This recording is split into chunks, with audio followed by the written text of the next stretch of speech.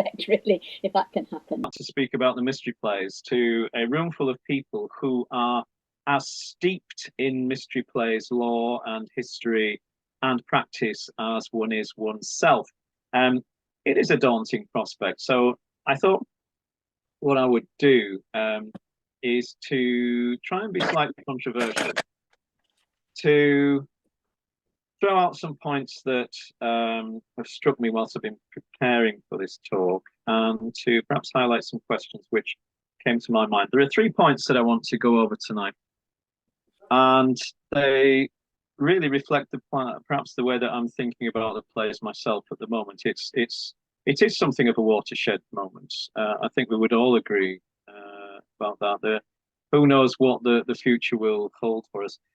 What you should be looking at here at the moment is a picture from the 1951 Mysteries. I don't know if any of you recognize that at all, but it struck me that the 1951 production, when it was relaunched, it was envisaged and it was brought back really to the city after a gap of many hundreds of years, was itself an exercise in optimism. It was an exercise in, yes, we can do this. It was very much of its time. It was very much of its place. It reflected the city and it reflected the experiences of the people that lived there. The scenes that you see here are set in St. Mary's Abbey, of course, and it's the design for the stage which in itself reflected and respected the fact that these plays were a series of plays in miniature, but set on a grand scale and against a grand background. The 3 little sets that you see there were designed very specifically to reflect and to respect the history of mystery playing as a wagon play project. And that is something that I've carried with me all the time. It's a tradition which respects its history, but brings something new as well. So, we do know that in the city of York, when we're thinking and learning about the mystery plays, we've got a great deal in the way of resources to get our teeth into. We've got an extensive documentary archive. Archives kept by the city, kept by the craft guilds, and kept by the church. And I think it's useful for us to remember that what these records tell us right from the very start, right from the very first references to the mystery plays that we find in the late years of the 14th century, what they tell us is that we are dealing with a project which is inescapably bound up with dispute, with argument, with disagreement, and ultimately with resolution.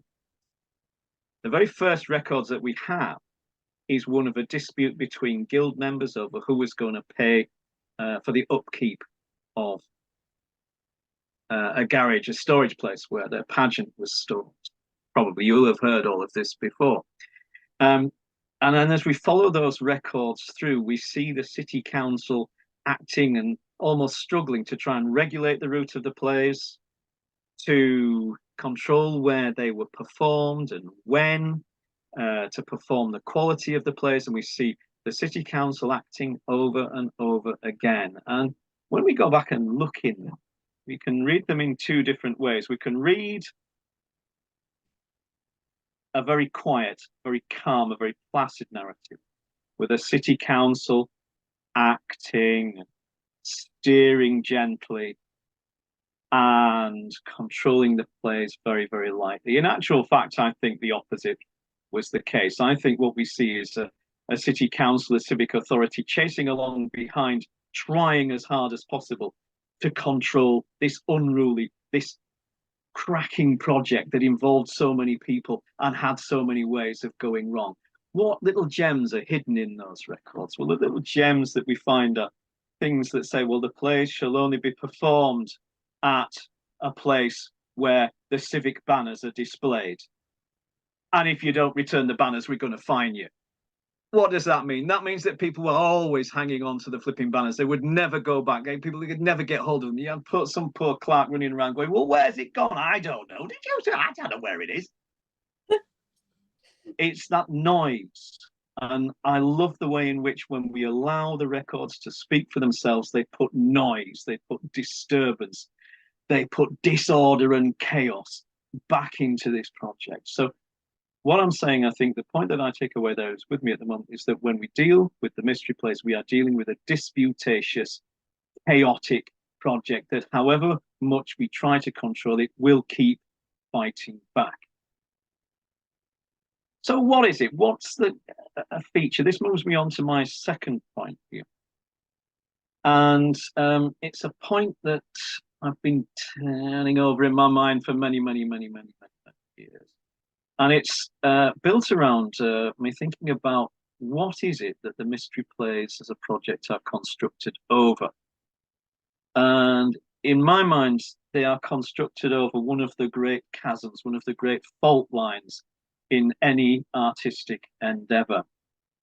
What is it that we are dealing with here? Are we dealing with a project which is elite culture, or are we dealing with something which is popular culture? I'm led to this point through the work of another great York scholar who many of you will have had the pleasure of meeting, a gentleman called David Crouch, if it will bring any memories back to you. But David was a long-standing mystery player himself. He was dedicated to medieval theatre. He was dedicated to the study of Middle English.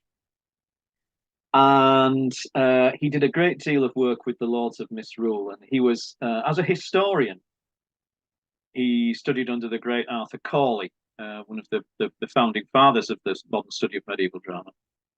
And his main interest was in the history of guilds, fraternities, and what made guilds tick and things like that. So it was only really as a sideline that he got into the study of the mystery plays.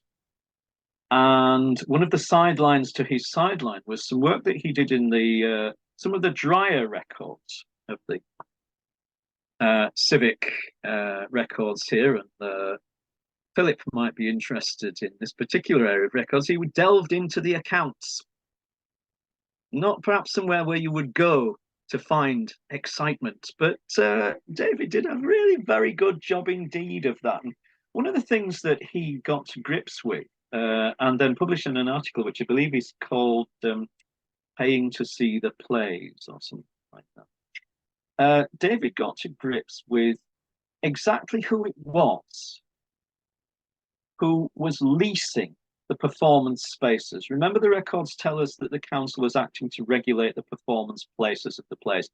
In the late 14th century, into the 15th century, and throughout its run, we find references to people fixing performance places out there, outside their house or outside their place of business. And what David did was he did the heavy lifting of historical work. He looked for the names. He then dug out those names, who they were, and put some character behind them, put some flesh behind those. And he found a very interesting trend. What he found was, in the early days of the Mystery Plays project, as far as we can see in the record, the names that are associated with leasing performance spaces were in fact the good and the great of the city. Current, past, and in many cases future Lord Mayors. You have established guild masters, have people who are prominent in all sorts of fields across civic life. And then he traces that forward. He traces that forward. What's he looking for? He's looking for a trend. And what he finds is that the names of the people who were taking the performance station, the people who were actually invested in the play, was gradually slipping down what we could today, in a rather anachronistic way, call the social scale. In the place of the Lord Mayors and the civic dignitaries, you were finding middling to lesser trades. You were finding the smaller merchants.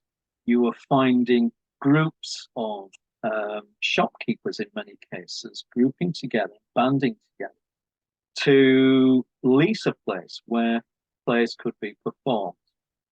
Now, there's two ways of looking at that. You can say, well, that's people actually showing their commitment to the place by getting together and saying, yes, let's have these plays performed here.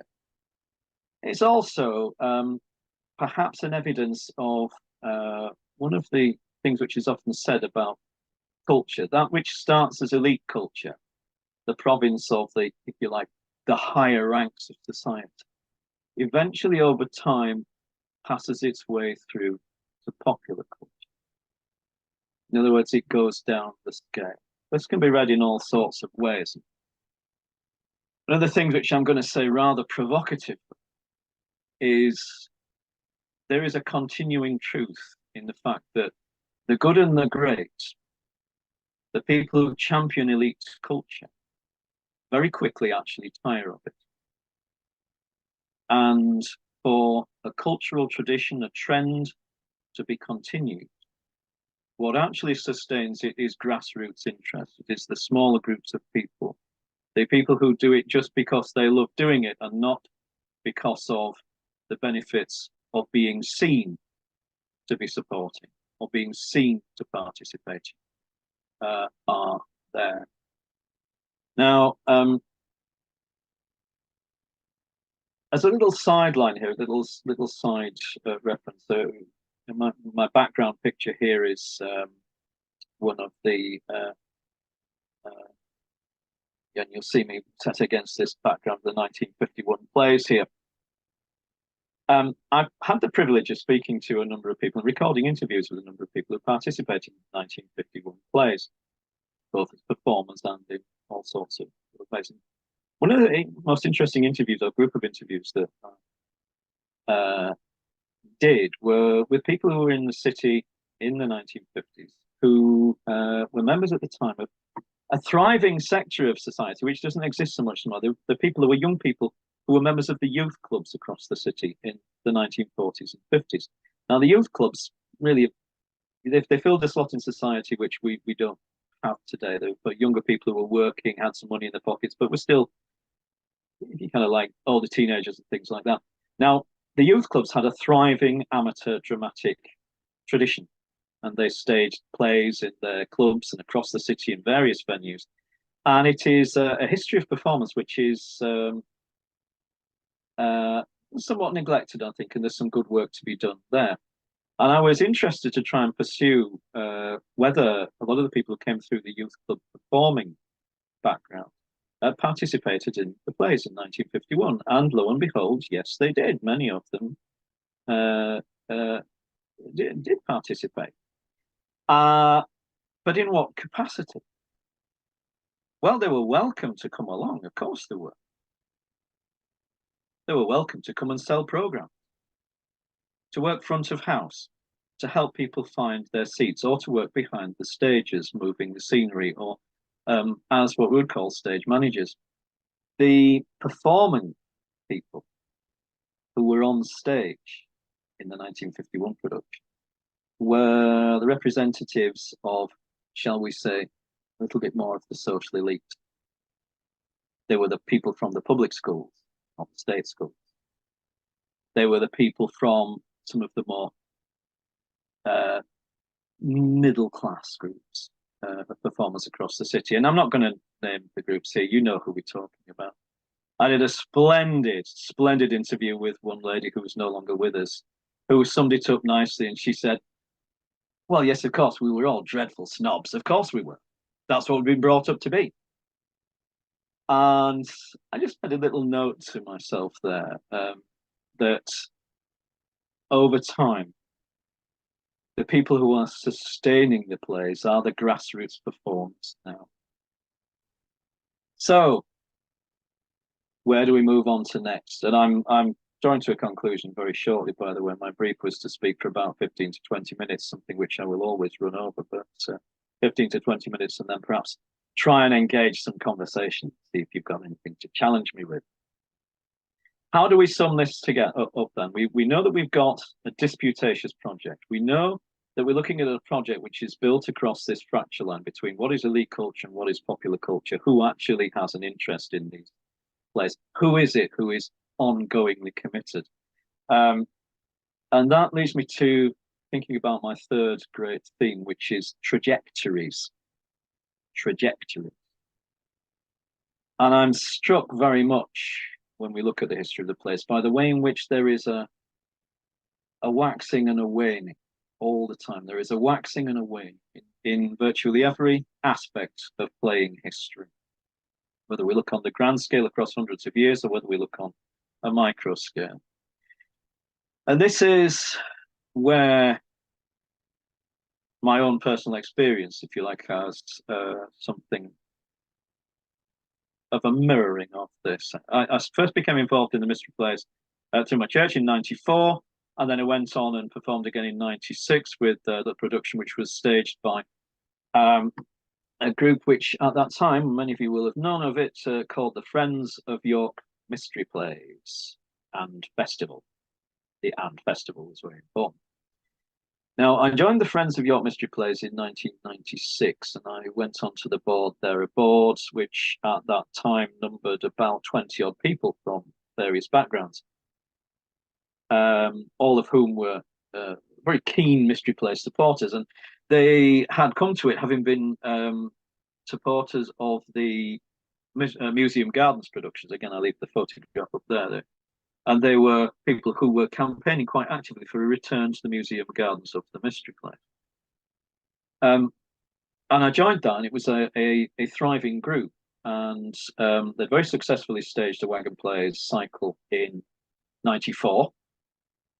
And in '98, they worked alongside the York Guilds to stage another wagon cycle. And then continued to support that wagon cycle for as long as the Friends of York Mystery Plays continued to exist themselves.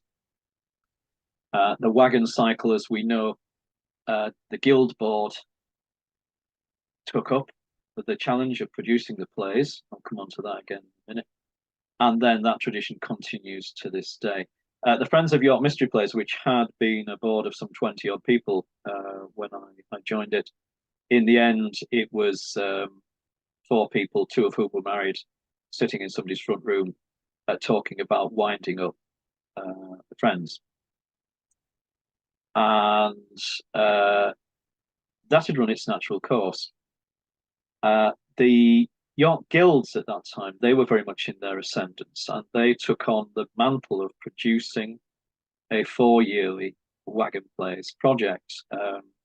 Was quite a challenge to take on, and I applaud them for their vision and ambition there, because the 1998 production had made a thumping financial loss, and I do mean a thumping financial loss. In its time, it was very, very serious indeed. So the production in 2002, which the guilds took on, was a make or break production. And we were lucky, the sun shone, and it was a fantastic performance, and we made enough money to bring the accounts of the overall production back into the black again, and that set things going. And there was a little bit of a trajectory there. What can we say about where the guild plays are? Well, and I have to say here, I sit still on the York Guild's Wagon Plays board, board which I joined, having been artistic director in 2002, 2006, although I prefer the phrase pageant master in 2002, 2006. Let's think about that trajectories thing again.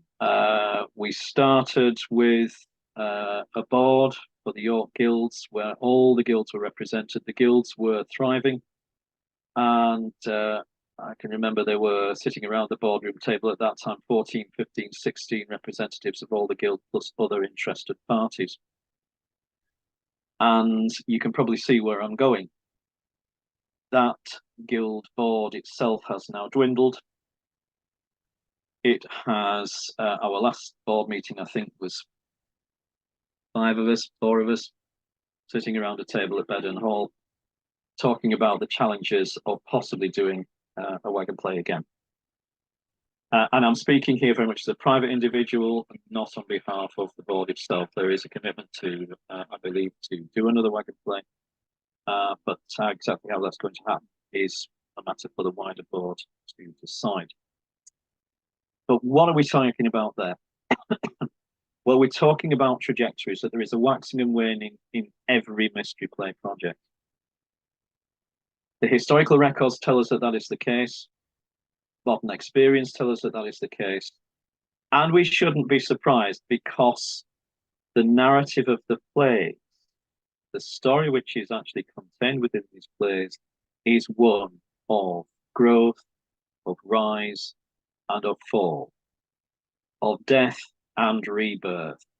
And when we commit ourselves to the mystery plays as a project, we shouldn't be surprised to see that cycle of death and rebirth, renewal, resurrection being enacted over and over again.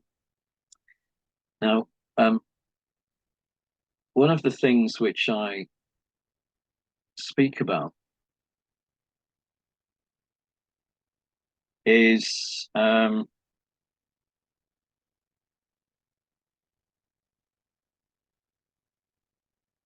of the things that I speak about and have talked in many cases is how one builds community involvement, how one grows a tradition, how one engages a wider community. And very often when we talk about growth and expansion, when people are actually pinned down and say, well, what do you actually mean by growth? Does it mean doing a lot of the same things that I do? If we want more people involved, do we want a lot more people just like me, just like us? Is that the kind of growth that we want?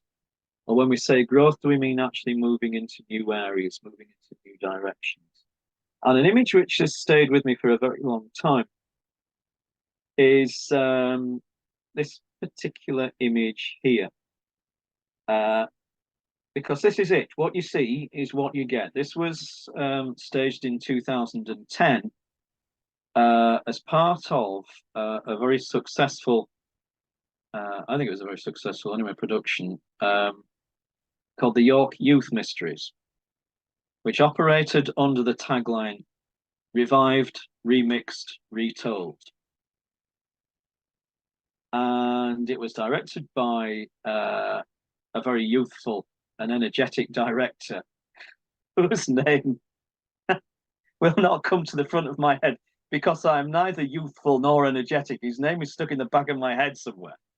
Burke, I think it was Paul Burke. Burke. And he challenged the mystery plays tradition. He staged plays in all sorts of different ways. We had parkour athletes running around in St. Sampson's Square. We had the image, funnily enough, the image that we just saw earlier on there, which I'm going to go back to that.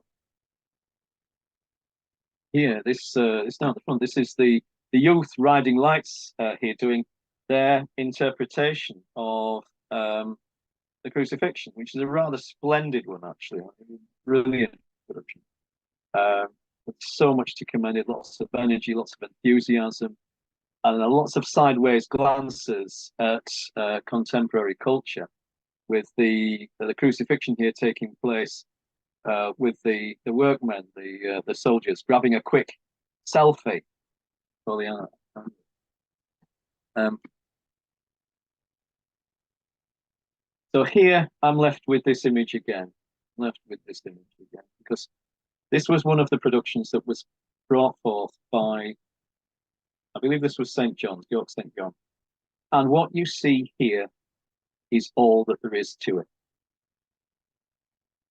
And it got so much reaction. People either loved it or they hated it, but they engaged with it. And I don't quite understand it. I don't fully understand this image. I don't know really what I'm supposed to take away with it. Does that mean that it's unsuccessful? Well, no, in actual fact, here I am nearly 14 years later, still thinking about it. And saying, in actual fact, I don't understand it. So perhaps that's one of the most successful things that have ever been done for me in mystery playing. something which 14 years later I still remember. And as soon as I started to think about this talk this evening, I thought, I have got to use that photo. So perhaps that may be the next line. Perhaps that might be the future. Doing something that people don't quite expect. So let's wrap it all up. The records tell us that the plays are disputatious. They've always been problematic. And I'll put the question to you, are we too careful? Are we just too careful? Are we too worried about upsetting people or making a noise or being awkward? I'm paraphrasing there a point and pinching a point that Ben Pugh, not somebody I ever expected to find myself quoting, but Ben Pugh actually put in the program notes, I think for either 6 or 10, where he said, do we spend too much time apologizing for the disruption we cause on the street? And I kind of think that's maybe a good point. Do we spend too much time apologizing? Are we too careful about rocking the boat? Should we rock the boat a little bit more? Secondly, we have to remember that we're dealing with a project which sits along this default line, this dividing line between elite and popular culture. We shouldn't perhaps be surprised when we find that the keepers of the public purse aren't too keen on opening it up for mystery playing again. Perhaps it is harder to get to some of the bigger venues. And maybe we should take our line from another Mystery Players related project that was staged in 2011. Anthony Minghella's Two Planks and a Passion, a splendid play, where the workers, the people who are traditionally associated with the place, find themselves being edged out. This is one of the plots, being edged out and replaced with professional actors. And those people who were edged out, who were marginalized, who were, if you like, excluded from the higher culture plays, went and did their play anyway. Perhaps we should be saying to ourselves, well, we're going to do it anyway. And then finally, I think perhaps we shouldn't be too afraid of recognizing that we are in this cycle, this growing, this peaking, and perhaps this decline. Perhaps this decline also, to remember that there is a natural rhythm in the plays. And when we look within the plays themselves, the lead is there for us. Do not be afraid of this cycle of growth and reduction. As we become more, we should be prepared to become less as well. And on that terribly, terribly pretentious note, I'm going to shut up. I think I've rattled on for a little bit more than my 20 minutes. I don't know how you want to handle this. If you want to bombard me with protest, questions, observations, or things alongside. I know there'll be some people out there, because I know you, who will be dying to perhaps engage with what I've said. But I'm going to put it back to you, Linda, as Master of Ceremonies. And I'll say thank you very much for giving me an opportunity once again for talking about a subject that I've been talking about for 30 odd years, and which I still don't fully understand. Thank you. And for which you have our sincere thanks, Mike. That's been a fascinating talk, as I rather thought it would be. And you've thrown out some interesting challenges there. And I'm going to throw this open to comments from the floor or questions for Mike that we might have. So you'll have to unmute. Would anybody like to come in? Simon. I'm not a betting man, but I would have chanced a fiver on you being first in, Simon. Well, I'm not going to remind you that it was Stephen Burke who did the Youth Mysteries, but I was Stephen Burke. Thank you. Yes, Stephen Burke. Yeah. I was thinking about the wagon plays that over the years, because you did mention Mr. Pugh, that over the last few years, it's gradually got harder and harder, and they've gradually reduced the number of playing spaces. And there is the thought that we might be down to 3 next time. You know, it seems to be getting edged out. Is this part of your thesis on the cycle of life and death that the wagon plays are coming to an end as well. Well, I wouldn't like to push the analogy so far. I was thinking perhaps more in terms of involvement in methods of staging. I believe that there is a real appetite for wagon playing still. I think it's wagon playing, as you will know yourself, is a dangerous drug. It's quite an addictive thing once you do it. It is becoming harder and harder to find spaces to it. Of course, the mantle of addressing some of the production side has now passed from Paul, beg your pardon, from Ben to Colin Jackson, who did a very good job for us last time, and I think brought some new energy and new perspectives and new solutions to old problems. The city itself is changing around us. I don't know whether we could get our wagons through some of those very expensive movable bollards that are now around the city. We'll wait and see. Is there a danger of the wagon place being edged out? Well, yes, I think there is. Is there a desire to keep them going? Yes, there is, definitely. But there is a job of work to do. There is a job of work to be done. And this is perhaps where Roger, had he been here tonight, would have been able to bring his perspective to it as well. But what I'm thinking of is that maybe there is an option for a new generation of wagon players to come through and bring their perspectives. I mean, again, I've been chewing away at these things for 30 odd years, as indeed have we all, Simon. And I think there's scope for new people to bring new solutions and new perspectives to it, to bring new eyes. Okay. Further comments?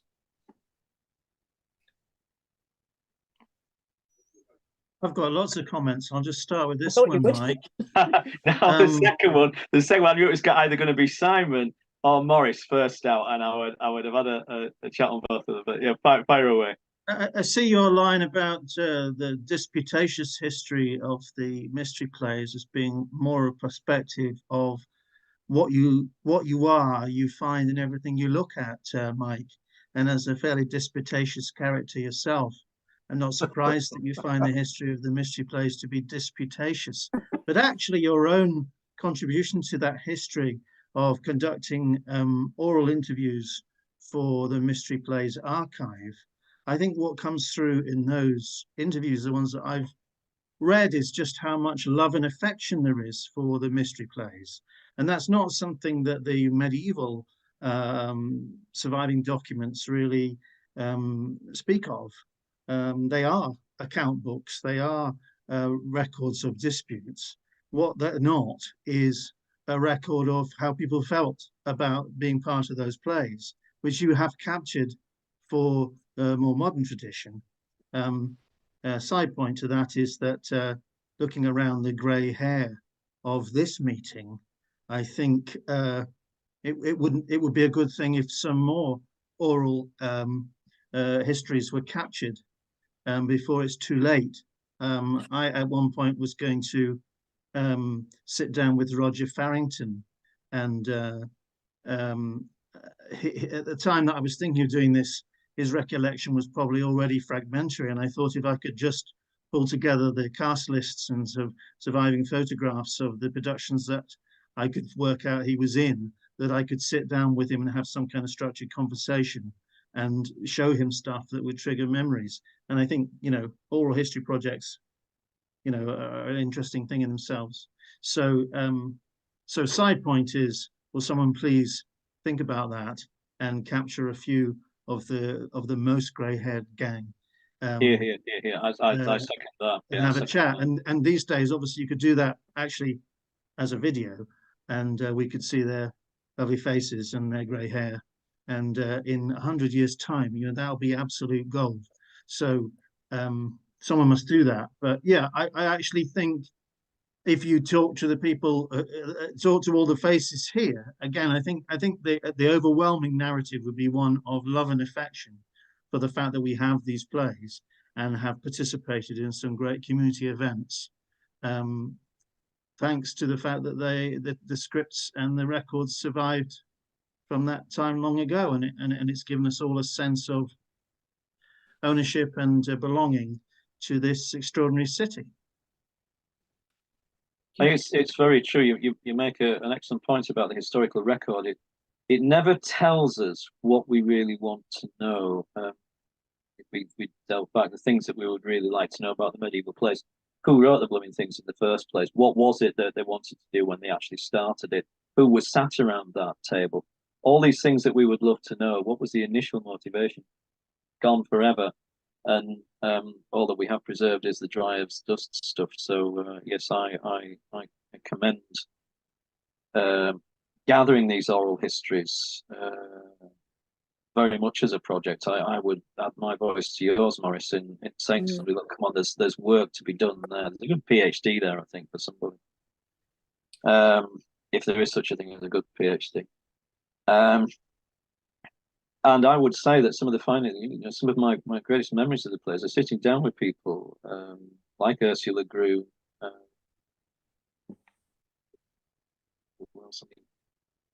Just the names are just so many of them, and sharing their recollections. I started doing oral history for the Friends, and then that project moved to the National Centre for Early Music. And we were initially looking at people who'd been involved in the 1951 plays in various capacities. And if there's anybody who is not familiar with the archive of interviews that the National Centre for Early Music now hold, then I do commend you to go and listen to them. The interviews with Bill and Joyce Brunton, the youth club people, are fascinating things, telling about life during the plays against the background of rationing, which was still in existence, and having grown up in a country torn by war and trying to find some kind of new identity for the city. They really do bring a unique perspective to it. We're at the critical point with the wagon play history, Mike, that the people who got that going, you've spoken, and you're one of them. The 90s plays and 2002. I was struck last year when we were doing the wagon plays, and I was trying to get to know some of the people in the guilds. But there was a generation of people who had got behind that idea 25 years ago now, and they're all sort of bowing out and saying, I'm exhausted and I've got to go for an operation, and they can't possibly get involved in the wagon plays this year. We need, that history is going to, that's the history we should be grabbing hold of and document. Yep, I agree wholeheartedly. I agree. I'm perhaps too close to the centre of it, and it needs somebody else to come in and do it. That's the thing. We must take that thought away with us tonight. Can I invite any further comments? Can I ask about some of these medieval sources that you were mentioning, about how they're disputing things like where the plays are performed and when and the quality of the plays? And I'm curious, is there any examples that you can just think of off the top of your head of particular guilds being, I don't know, in trouble for putting on a poor quality play? Like, what does that look like? How is that recorded in the evidence that we have? Well, I kind of feel that we're looking at evidence there which has actually been heavily redacted in some cases. What you can find is evidence of guilds being fined. Now, what you actually see, once again, you see these very dry records of fines being paid in, and but they're very quiet about what the fine was actually levied for. A person who is much more familiar with that kind of qualitative management side would be my old mate, sparring partner, and long-standing friend Paul Toy, who I know that you know very well. Now, Paul is steeped in that side business as well. I more think about the instances of the Cordwainers Guild being fined for getting in fights, which they seem to be doing all the time, and wider things around the city as well. For some reason, those involved in leatherwork seem to be involved in fights all the time. all the time, perhaps because they had ready access to sharp objects, were constantly stabbing each other up. And I would perhaps start there and work out from this. It's ironic because they're now one of the most genteel of guilds, but there you go. But maybe I think perhaps a conversation with Paul would lead you down his route, where he's studied much more the performance aspect of medieval records as well. My side, I'm afraid, you know, once you've been an insurance salesman, you're always an insurance salesman, and I'm just too rooted in the financial records. So, points that heavily redacted records, it never tells us what we want to know. There are very vague clues.